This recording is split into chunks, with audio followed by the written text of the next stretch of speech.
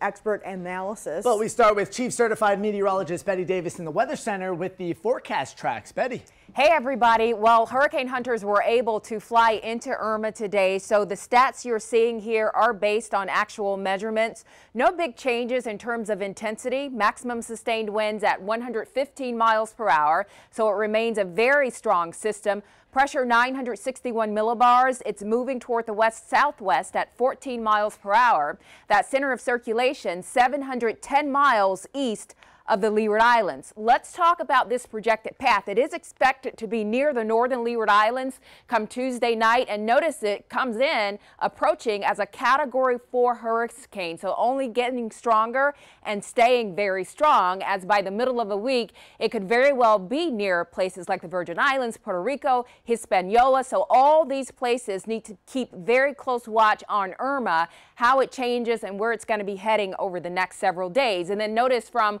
Thursday night into Friday, the southeastern and central Bahamas, Irma could be near, if not moving over, parts of the Bahamas. So certainly a very strong system and a serious situation that could be playing out there. I do want to show you the reliable track model guidance, and what you're going to notice is how close together these lines are. That means these models are in very good agreement on where Irma is going to be headed over the next 5 days. And that's a good thing because it means it's a high confidence forecast for the next 5 days. But what happens after 5 days? This is where we bring in our hurricane specialist, Max Mayfield. Everybody wants to know what is going to happen with this system that's forecast to be so powerful even beyond those 5 days. Okay, let's look at the satellite imagery first, and the eye appears and disappears, and it's not unusual to see fluctuations, and that's going to happen, but the important thing is not to get hung up on that. The important thing to know is that it's forecast to remain a dangerous major hurricane throughout the coming week.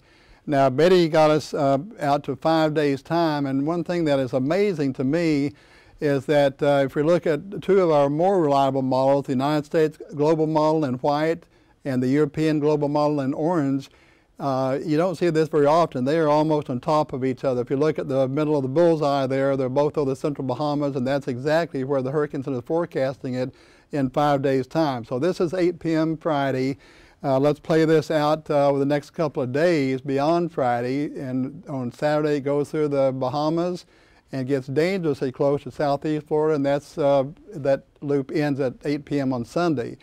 And that's not going to be perfect, and those models will change a little bit left or right, but at least right now, even if it were a perfect forecast, that is going to be large enough that it would definitely have impacts on southeast Florida. So people are already asking, you know, when should we start to prepare? Let me share a couple of definitions with you from the Hurricane Center. We may become familiar with these before the week is over. The first one, the hurricane watch, the definition is that hurricane conditions are possible within the specified area, and they're issued 48 hours in advance of the anticipated arrival of tropical storm force winds. The hurricane warning, if it's needed, it means that conditions are expected within that specified area, and they'll be issued 36 hours in advance of the anticipated arrival of tropical storm force winds. So if that track stays close to being right, we could experience these. Now, if you already have your supplies and if you have a hurricane plan, you're in pretty good shape here. If you don't have a hurricane plan, I strongly urge you to take these next few days and put one together and know what you'll do if Irma continues in our general direction. Betty, show us a little bit about the steering currents. Okay, Max, let's talk about that. We know that Irma is being steered around an area of high pressure over the Atlantic, and it stays in that motion, being steered around that area of high pressure as we're moving through the week. But notice on Friday, on this graphic, we are showing a trough of low pressure dipping down over the east. Now, that trough may not be as much as a player in terms of determining where Irma is going to head as we're moving through the weekend, because I'll put this into motion. That trough actually lifts out. So it does look as though Irma is going to continue to be steered around the western periphery of that ridge of high pressure as we're moving into, say, Friday, Saturday, and also Sunday. But I do want to bring your attention to one other thing that could show up to be a player in the forecast. An upper level low dropping down into the lower Mississippi River Valley. We'll have to wait and see how this influences the direction direction in which Irma moves as we're heading through the weekend, or more like early next week, I'll say. So bottom line on this means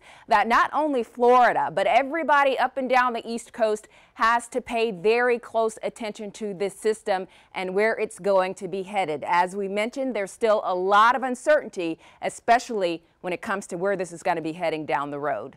I'll be back here in a few minutes with a lot more on Irma. We'll also talk about the local forecast. I know you got a barbecue going on tomorrow, something big to do outside. You want to know what's going to be happening right out your window, right out your door. I'll have that. Andrew and Cheyenne. All right, Betty, thank you. And all of you at home, we want to help you get prepared and stay prepared either way it goes. Download your very own hurricane survival guide. This is on local10.com. It is packed with great information. There's a lot of things maybe you don't even think about. Checklists for your pets. There are evacuation shelters on here, emergency checklists. It's a great resource to have just to kind of prepare over the last couple of days, as Max mentioned, just in case. You can never be too safe. You can head to our website, local10.com. And you can also download the Max Tracker app to help keep an eye on Irma. That app will also give you weather alerts, local radar, and messages from Max himself.